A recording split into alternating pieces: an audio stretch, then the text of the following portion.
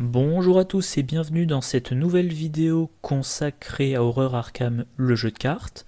Maintenant, avec le micro en marche, c'est quand même plus pratique. Alors, comme actuellement, en raison des retards, des divers packs, je n'ai pas de vidéo de déballage à faire, je vais continuer dans mes vidéos de deck.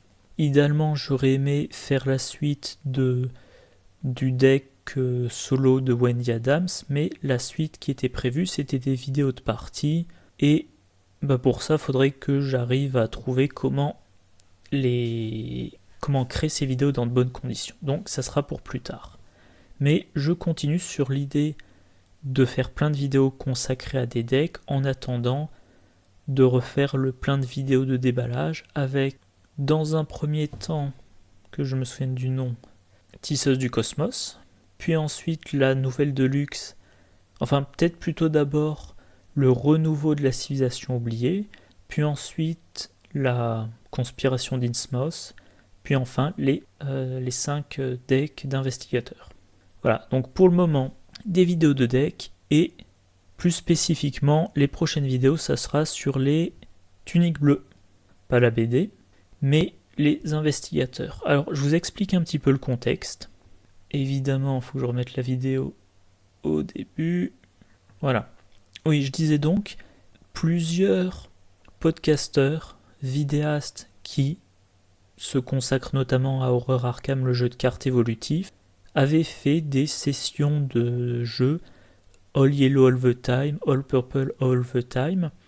Le principe était à chaque fois de choisir une classe, donc là en l'occurrence chercheur, de donner à chaque podcasteur la mission de créer un deck pour un groupe, alors je sais plus si c'était 3 ou 4 investigateurs.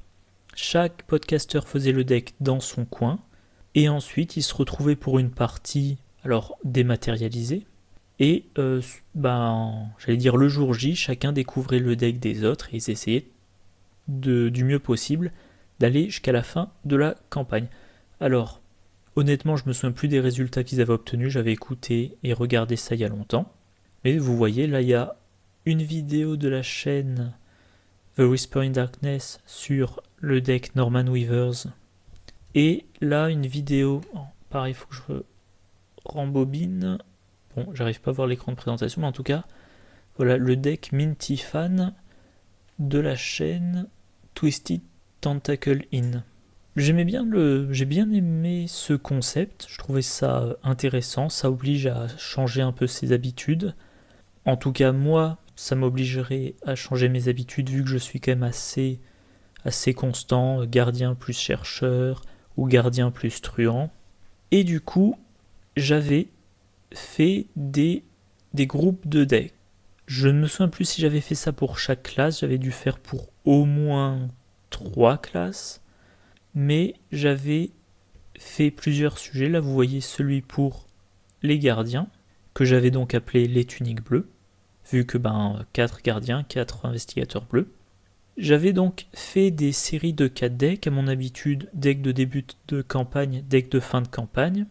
Mais comme moi je joue toujours seul, l'idée chacun fait un deck dans son coin puis on se retrouve le jour dit, c'était pas logique. Et puis même si j'avais l'habitude de jouer régulièrement avec des gens, je pense que j'essaierai au maximum de faire des constructions de deck en coordination avec les autres. Alors déjà le minimum c'est de se mettre d'accord sur qui joue quel investigateur pour pas venir avec un deck qu'on peut pas jouer quand on se retrouve.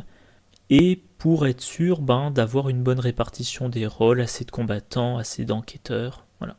Donc, déjà, construction des 4 decks, coordonnés, donc ce qui me permettait de donner à chaque investigateur un rôle dans l'équipe, plutôt que de me dire, je suis obligé d'en faire un qui est polyvalent parce que je sais pas si les autres sont assez polyvalents.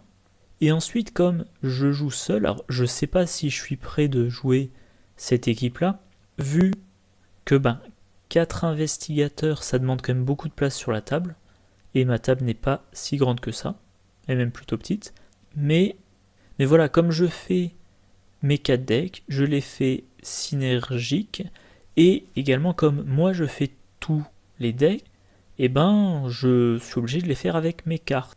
Du coup, je m'étais mis comme défi supplémentaire, quand j'avais fait ces sujets-là l'été dernier, d'avoir 4 decks qui pouvaient être construits avec un pool de cartes, sans proxy ou presque.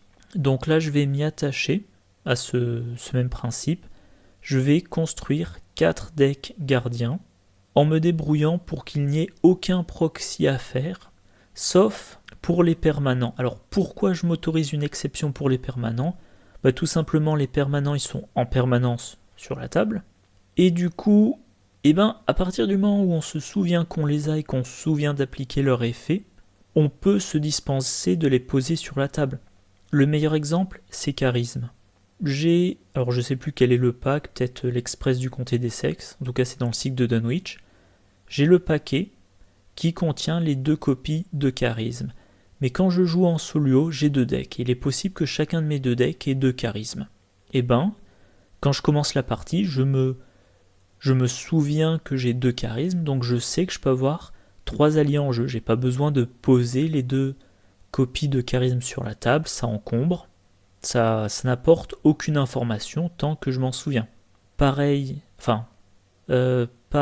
pour Versatile. Versatile, c'est les règles de construction de deck, donc pendant la partie, j'ai pas besoin d'avoir la carte sous les yeux.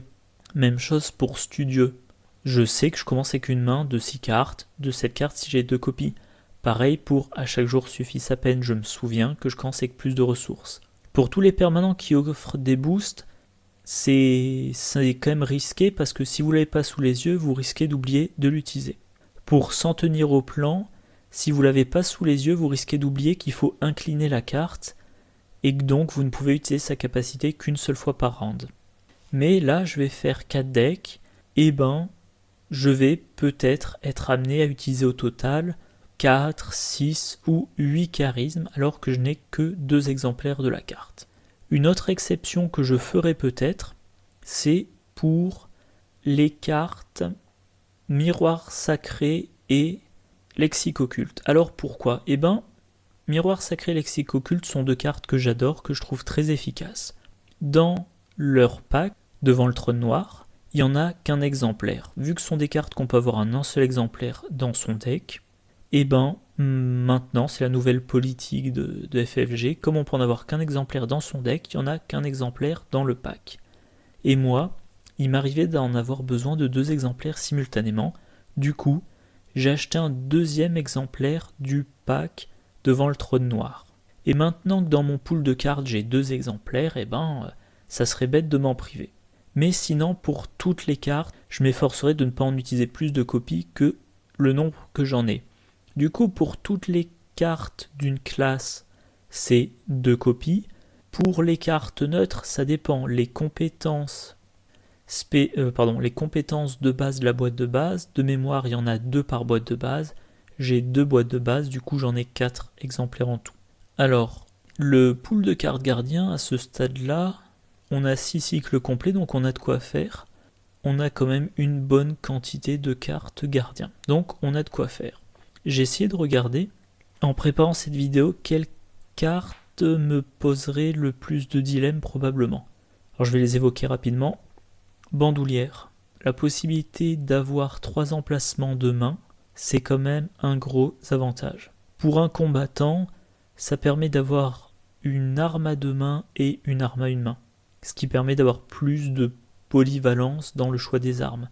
Vous attaquez le seul ennemi contre lequel vous êtes engagé, vous l'attaquez à la machette, vous attaquez un ennemi qui est engagé avec un autre investigateur, vous l'attaquez à la matraque, et si votre ennemi est plus sensible aux armes à feu, vous lui tirez dessus avec un Colt 32, vous avez besoin de 3 armes et de 3 emplacements de main. Le miroir sacré, comme j'ai dit, c'est une carte que j'aime beaucoup. C'est avant tout du soin, grâce aux mélodies apaisantes, notamment du soin d'horreur. Or, la santé mentale, ce n'est pas le point fort des gardiens. Alors là, il y a moins de dilemmes, encore une fois, j'en ai 2 copies maintenant, du coup j'ai de quoi en mettre dans 2 decks différents. La machette, bien évidemment. Alors, la machette, c'est un grand classique, mais la machette, c'est une arme idéale pour attaquer un ennemi si il est le seul engagé avec nous. Donc, il faut qu'il soit engagé avec nous. 2, il faut que ça soit le seul. Quand on joue dans un groupe de 4, je vais dire statistiquement, un ennemi qui est pioché, il n'y a qu'une chance sur 4 qu'il soit pioché par le porteur de la machette. Donc, 3 fois sur 4, si vous voulez attaquer l'ennemi avec la machette, il faudra l'engager. Deuxième chose, avec 4 cartes rencontres piochées à chaque round, il est possible qu'il y ait plusieurs ennemis. Donc que le combattant principal ait à combattre plusieurs ennemis en même temps. Or, la machette ne donne son bonus de dégâts que si l'ennemi attaqué est le seul engagé avec l'attaquant. Donc la machette, je pourrais en attribuer qu'une paire, mais ça ne sera pas une arme aussi importante qu'en solo ou en duo. L'aventurier. Alors l'aventurier, c'est quand même un allié très intéressant, vu qu'il peut recharger en provisions ou en munitions un soutien, contrôlé par un investigateur dans le lieu. Alors, l'avantage, c'est que c'est contrôlé par un investigateur. Donc en fait, tant que mes investigateurs se trouvent dans le même lieu, eh bien, peu importe qui contrôle l'aventurier. Donc c'est déjà, ça diminue l'importance du dilemme, on va dire ça comme ça. Le flic en patrouille, le grand classique, un bonus de plus en force, la possibilité de faire des dégâts directs, c'est génial. Encore une fois, dans une équipe de 4 investigateurs, j'en aurai pas qu'un seul concentré sur le combat. J'en aurai 2. Donc il y en a un qui pourra avoir le flic en patrouille et l'autre qui devra faire autrement. L'explosion de dynamite. Chaque fois que je joue un deck qui peut l'inclure, j'en mets un exemplaire en solo ou en solio et j'en mets 2 exemplaires quand je joue en trio. J'ai encore jamais fait de partie à 4 investigateurs. Je n'en ai que 2 exemplaires de l'explosion de dynamite, donc 2 investigateurs pourront en avoir une et 2 investigateurs n'y auront pas le droit. D'ailleurs à noter, là je parle que des cartes de niveau 0, mais une carte aussi très importante, c'est S'en tenir au plan, que je mets dans quasiment tous mes decks de gardiens. Même chose, il y a seulement 2 gardiens qui pourront y avoir accès. Donc il faudra que je choisisse 2 gardiens qui auront le plus besoin d'une bonne installation en début de partie. Chacun d'entre eux aura sa copie de S'en tenir au plan. Il est probable que chacun d'entre eux aura une copie de dynamite sous S'en tenir au plan, et les 2 autres, ils devront faire 100. Donc, comme je le disais, ça me forcera à réfléchir autrement. Si j'ai pas la possibilité d'avoir ces 3 cartes-là sorties du deck, il faudra probablement que je mette des cartes pour piocher, pour compenser cette perte au démarrage de la partie. Coup vicieux. Voilà une compétence qui permet de faire un 3e dégât lors d'une attaque. J'ai 2 combattants, un seul aura coup vicieux. Prendre l'initiative, la possibilité d'avoir 3 icônes libres à condition de l'utiliser sur la première action de la phase, sachant que pendant la phase de mythe, il n'y a pas d'action, donc même si on est le 4e à résoudre un test dans la phase de mythe, prendre l'initiative vous donne un +3. Présence motivante, soigner un allié, le redresser. Par exemple, pour le flic en patrouille de niveau 2, ça permet de faire un 2e dégât direct. C'est une carte précieuse. Voilà, maintenant que j'ai présenté toutes les cartes pour lesquelles il y aura des dilemmes, passons au cœur du choix, les investigateurs. On a donc actuellement 1, 2, 3, 4, 5, 6, 7, 8 investigateurs différents. On en a 6 qui sont sortis. Comme je le disais, ma souris merde sérieusement ce moment. Hop. Voilà, on a ces 6 là qui sont déjà sortis. On a une 7e qui a été annoncée, dont on connaît sa carte investigateur, je crois qu'on connaît sa carte signature et sa carte faiblesse, je n'en suis pas sûr. Il y a Nathaniel Cho qui était annoncé. Oui, donc Sœur Marie, elle sortira j'ai un petit doute, je dirais pendant l'été, on va dire, voilà. En juin, on a le prochain pack. En juillet, on doit avoir le retour de la civilisation oubliée. Donc, Sœur Marie probablement en août, Nathaniel Cho en septembre ou octobre. Lui, on a sa carte investigateur, on a sa carte signature, on n'a pas sa carte faiblesse et on connaît une partie des cartes de son pack préconstruit. Bon, Caroline Fern, la version du livre avec des cartes de remplacement, je la considère pas, vu que voilà, Caroline Fern, on a vu sa version, on va dire grand commerce, la version qui est dans une boîte de luxe.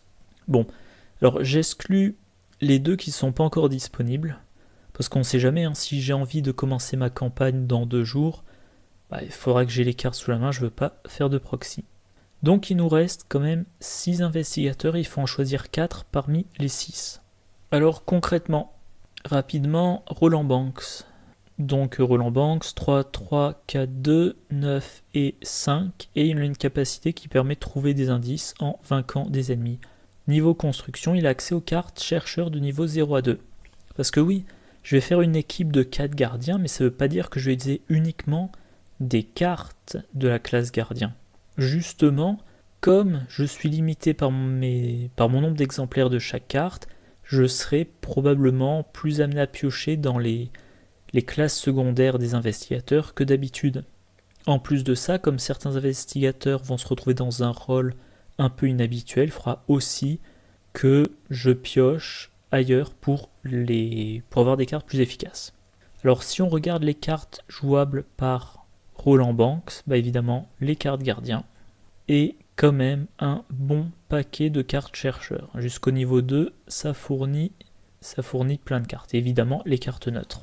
Alors, les classes secondaires, généralement, c'est 0,2. C'est à partir du niveau 3 qu'une carte devient très puissante et il devient logique qu'elle ne soit pas jouable par quelqu'un hors classe. Mais quand même, niveau 0 à 2, ça offre de bonnes possibilités.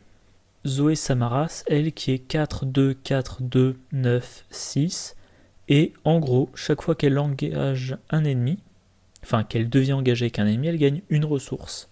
Elle, niveau construction deck, toutes les cartes gardiens, toutes les cartes chercheurs et jusqu'à 5 cartes neutres de niveau 0 à 5 prises dans une autre classe. Donc voilà, plein de cartes chercheurs, plein de cartes survivants, plein de cartes truands, et, il y a une deuxième page, plein de cartes mystiques. Alors, les investigateurs de Dunwich qui ont la possibilité d'avoir 5 cartes de niveau 0 hors classe, c'est la possibilité éventuellement de faire des combos. Des trucs improbables, une combo entre une carte gardien, une carte chercheur et une carte survivant, mais ça permet pas de beaucoup sortir de sa classe principale. Mark Harrigan, 3, 2, 5, 3, 9 et 5. Après qu'au moins un dégât ait été placé sur une carte que vous contrôlez, piochez une carte, limite d'une fois par phase. Et la capacité de Sophie, subissez un dégât direct, vous avez plus 2 dans une compétence pour la durée de ce test. Si je résume, j'ai pas le texte exact sous les yeux. Et lui, toutes les cartes gardiens, toutes les cartes neutres et toutes les cartes tactiques de niveau 0. Alors là, je vais m'attarder un petit peu plus. Comme c'est trié par classe... Ah, tiens, c'est bizarre. Ça, c'est bizarre. Ouais. Alors, visiblement ArkhamDB ne prend en compte que les... il prend pas encore en compte les mots-clés. Donc, je vais lancer la recherche moi-même. Donc, carte tactique de niveau 0. Classe. On regarde pas les cartes gardiens. En chercheur, c'est... J'ai un plan, barricade, la perfection vient de l'entraînement et raccourci. En truand, Dieu reconnaîtra les siens, attaque par derrière, attaque par surprise, coup de grâce, insaisissable et suivi. En survivant, action improvisée, arme improvisée, barrière improvisée, cachette, faire avec les moyens du bord, guet-apens et habile diversion. Donc lui aussi, ça sera un panachage assez large, mais au niveau 0. Léo Anderson, 4, 3, 4, 1, 8 et 6. Après le début de votre tour, jouez un soutien allié en diminuant de 1 son coût, et grâce à son soutien signature, la possibilité d'avoir 2 emplacements de plus pour des alliés non uniques. Il a accès aux cartes gardiens, aux cartes neutres et aux cartes truands de niveau 0 à 2. Donc comme je disais tout à l'heure, 0 à 2, ça fait quand même pas mal de cartes. Voilà, je passe très rapidement. Caroline Fern, 3, 4, 2, 2, 6 et 9. Après que l'un de vos effets a soigné de l'horreur d'un investigateur ou d'un soutien allié, le contrôleur de la carte soignée gagne une ressource. Et elle, les cartes gardiens de niveau 0 à 3, les cartes neutres de niveau 0 à 5, donc toutes les cartes neutres, les cartes qui soignent de l'horreur, tout niveau, toute classe, et jusqu'à 15 autres cartes chercheurs et ou mystiques de niveau 0 à 1. Et pas de cartes armes de niveau 1 à 5. Alors là, Caroline Fern, c'est typiquement l'investigatrice pour laquelle il faut ArchamDB pour être sûr de ne pas compter une carte deux fois ou d'oublier qu'une carte entre en compte dans la restriction. Alors là, même problème que pour Mark Harrigan, c'est que ça n'intègre pas les cartes qui soignent de l'horreur. Le dernier, si je dis pas de bêtises, enfin le dernier que je considère, Tommy Muldoon. 3, 3, 4, 2, 8, 6. Quand un soutien que vous contrôlez est vaincu, gagnez X ressources, X étant le nombre total de dégâts et d'horreur sur ce soutien. Mélangez ce soutien dans votre deck. Niveau construction de deck, carte gardien, carte neutre et carte survivant de niveau 0 à 2. Sœur Marie, 4, 2, 3, 3, 5, 9. Et en gros, elle joue sur les jetons bénis qu'il y aura pour la première fois dans la prochaine boîte de luxe. Gardien niveau 0 à 5, donc toutes les cartes gardiens, toutes les cartes neutres et les cartes mystiques de niveau 0 à 2. Bon, je vais pas montrer ces cartes. Nathaniel Cho, 3, 2, 5, 2, 9, 6. Quand vous infligez des dégâts à un ennemi avec un événement ou une capacité de combat sur un événement, infligez un dégât supplémentaire limite d'une fois par phase. Niveau construction deck, toutes les cartes gardiens, toutes les cartes neutres, et c'est tout. Alors comme je disais, Sœur Marie et Nathaniel Cho, je les exclus. Mais ça veut dire qu'avec tous les autres, sur l'ensemble de mes investigateurs, j'ai accès à toutes les cartes toutes les cartes gardiens, toutes les cartes neutres, les cartes chercheurs jusqu'au niveau 2, les cartes truands jusqu'au niveau 2, les cartes survivants jusqu'au niveau 2.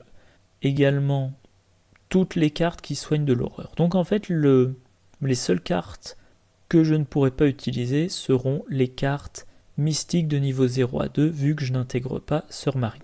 Mais en tout cas, comme vous le voyez, même avec un pool de cartes joueurs, ça me permet d'utiliser plus des 4/5 de mon pool de cartes. Pas la totalité, pas autant parce que j'ai pas accès au niveau 3 et 5 dans plusieurs classes, mais ça me donne accès à une bonne partie de mon pool de cartes. Maintenant, la sélection des investigateurs utilisés.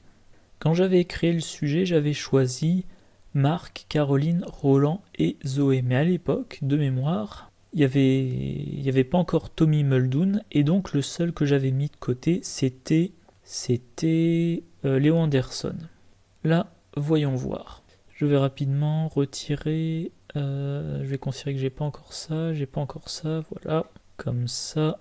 Voilà, comme ça n'apparaissent que les choix que j'ai. Alors moi, j'aime bien séparer les rôles. J'ai pas envie de faire 4 investigateurs polyvalents.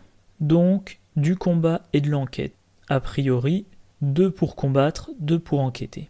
Le truc, c'est que, comme je le dis parfois dans mes vidéos, à partir de 3 investigateurs, on a la possibilité de rajouter des rôles de soutien ou de support, comme vous voulez. Et à 4 investigateurs, je vais en profiter. Donc, je vais essayer d'avoir un combattant principal qui fait que du combat, un enquêteur principal qui fait que de l'enquête, un combattant secondaire qui ne fait pas que combattre, mais qui idéalement apporte un peu de soutien, probablement, qui apporte un rôle qui n'est pas que du combat direct, mais qui est aussi de l'assistance aux autres. Là, en l'occurrence, ça sera probablement un tank. Et un un enquêteur secondaire qui, pareil, aura probablement un rôle de soutien. Là, en l'occurrence, je ne vais pas faire tarder le suspense, ça sera Caroline Fern qui fera du soin d'horreur. Donc voilà, j'ai 6 investigateurs, il me faut un combattant principal, un enquêteur principal, un combattant qui soit aussi tank, et Caroline Fern qui fera l'enquête et le soin d'horreur. Allez, commençons par le combat, parce que comme c'est la spécialité des gardiens, ce sera pas trop dur à chercher. Déjà, c'est pas Caroline Fern. Voilà, ça c'est clair. Léo Anderson, il a 4 de combat, 1 d'agilité. Il va avoir la possibilité d'avoir plein d'alliés en jeu. Il a accès à des cartes truands. Bon. Il a une agilité pourrie, ce qui est dommage parce que il pourra pas utiliser les cartes truands qui font du combat à l'agilité. Son intelligence de 3, il pourra pas en tirer avantage s'il est là pour combattre. Pas mon premier choix. Mark Harrigan. Alors, il a 5 de combat. Il n'y a pas plus élevé. Il a 3 d'agilité, donc occasionnellement, il peut faire une petite évasion. Il a la possibilité de se booster, et avec des cartes tactiques, est-ce que je les ai encore sous la main ? Voilà, les cartes tactiques, la perfection vient de l'entraînement pour se rajouter des cartes compétences, ça peut être intéressant. Raccourci pour surgir dans le combat quand nécessaire. Action désespérée, il y a des petites combos à faire. Alors arme improvisée, ouais, éventuellement. Quoi d'autre ? Dieu reconnaîtra les siens si je veux le faire gagner plein d'XP. Coup de grâce, ouais, ça peut, des dégâts sans test, ça peut être intéressant. Insaisissable, ça peut... Alors insaisissable en général c'est pour éviter le combat, mais c'est une carte qui quand même a une très grande efficacité, c'est pas pour rien qu'elle est sur la liste des tabous. Je crois que de mémoire, sur la liste des tabous, elle coûte 2 XP. Voilà, insaisissable, ça vous permet de fuir un combat, de vous rapprocher du lieu avec la capacité d'abandon, mais ça vous permet aussi de vous repositionner pour un combat ou pour un jet de dynamite. Et suivi éventuellement pour trouver quelques indices. Donc Mark Harrigan, c'est quand même je trouve le meilleur choix pour un combattant principal. Roland Banks. Il a 4 de combat, bon c'est ce qu'il faut pour un combattant. Il a 3 d'intelligence, ce qui est quand même bien. Et il a la possibilité de découvrir des indices sans test, quand il tue des ennemis. Mais il a également accès aux cartes chercheurs de niveau 0 à 2. Les cartes chercheurs qui sont les meilleures cartes pour trouver des indices. Donc lui, il ne sera pas combattant, il sera enquêteur principal. Ça sera peut-être pas facile parce que il y aura le paradoxe qui devra trouver des indices, alors que sa façon la plus simple de trouver des indices, c'est en tuant des ennemis. Donc il faudra que je trouve une solution, soit lui faire achever les ennemis. Voilà, donc il achève un ennemi, du coup l'ennemi est vaincu, du coup il trouve un indice sans avoir eu à faire un test pour trouver l'indice, mais probablement en faisant un test pour vaincre l'ennemi. Soit je fais complètement l'impasse sur ça, je renforce à fond ses capacités d'enquête et j'abandonne le côté combat. Alors, Tommy Muldoon, 4 de combat, c'est ce qu'il faut pour un gardien.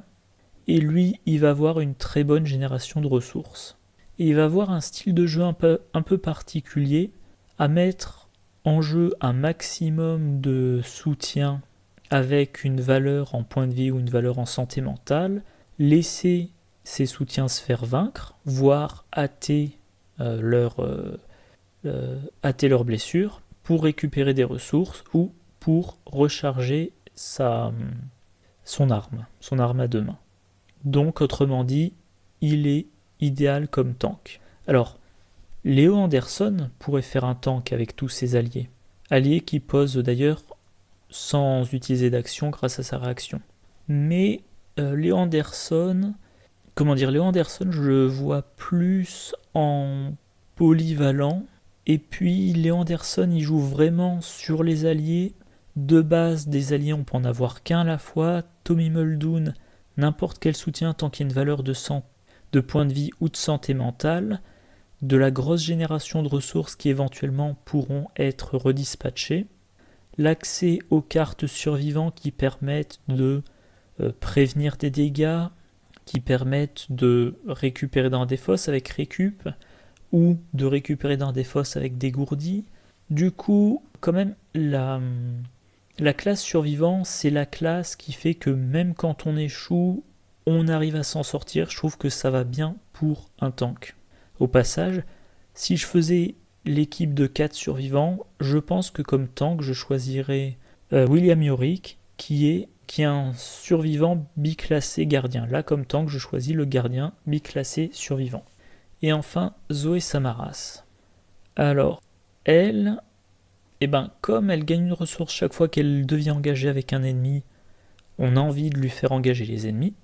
Mais le truc, c'est que, alors, si elle a sa croix, elle devient engagée avec un ennemi, elle gagne une ressource, elle dépense la ressource, elle inflige un dégât sans test à l'ennemi, c'est bien, mais tant qu'elle n'a pas sa croix, elle est pas inintéressante, mais elle va probablement manquer de punch. Du coup, si je résume, je ne garde pas Léo Anderson, je ne garde pas Zoé Samaras, et j'ai mes 4 choix qui restent. Du coup, dans quel ordre je vais faire ça? Allez, Mark Harrigan, si ça veut bien marcher. Voilà. Comme toujours, un petit nom, Mark Harrigan. Et je les jouerai sur le retour de Carcosa, parce que cette campagne est toujours ma préférée. Donc voilà, Mark Harrigan, combattant. Voilà. Alors avant que je fasse une bêtise, j'enregistre. Ensuite l'enquêteur principal. Voilà, Roland Banks. Donc lui, enquêteur principal. Maintenant, Tommy Muldoon. Voilà, le tank. Et enfin, pour finir, le support. Et du coup, j'ai bien mes 4. Voilà, j'ai mes 4 decks qui ont été créés pour cette équipe. Je vais arrêter l'enregistrement là. Ouais, j'ai à peu près 45 minutes d'enregistrement, donc je pense que ça suffit comme présentation du projet. Je mettrai cette vidéo en ligne, a priori mercredi midi, comme d'habitude. Et ensuite, je ferai plusieurs vidéos. Alors là, comme la fois précédente, je vais les numéroter 1 sur N, 2 sur N, etc. La vidéo de présentation, une vidéo pour chaque deck au niveau 0, une vidéo pour chaque deck au niveau maximum, alors je sais pas, comme d'habitude, 30-35 XP, je pense que je vais tabler sur 35 XP. Peut-être une vidéo de synthèse sur ce que j'attends de l'équipe. Voilà, donc ça ferait 10 vidéos sur les decks, et si j'arrive à les jouer, je serai amené dans le futur, pas dans l'immédiat, à faire des vidéos pour commenter les résultats de l'équipe. Bon, sachant que une partie à 4 investigateurs, j'ai jamais fait, mais je pense que ça me prendra au minimum 3 heures, voire 4 heures, donc ça sera un rythme de partie assez lent. Pas comme en solo où je peux faire une campagne dans une journée. Bon, voilà, je crois que j'ai fait le tour pour cette partie de présentation. Au pire, je reprendrai le micro pour un ajout. Oui, donc j'ai vu qu'il y avait pas mal de visionnages sur mes vidéos de présentation de deck, donc apparemment ça vous intéresse. J'espère que là, vous serez intéressé par le double défi de spécialiser des investigateurs dans quelque chose qui n'est pas forcément le plus évident pour eux, et de se limiter sur les cartes. Voilà. Comme d'habitude, n'hésitez pas à poser des questions, à laisser des commentaires. Moi, je vous souhaite une bonne journée, une bonne soirée, bonne suite de semaine, et je vous dis à la prochaine. Au revoir.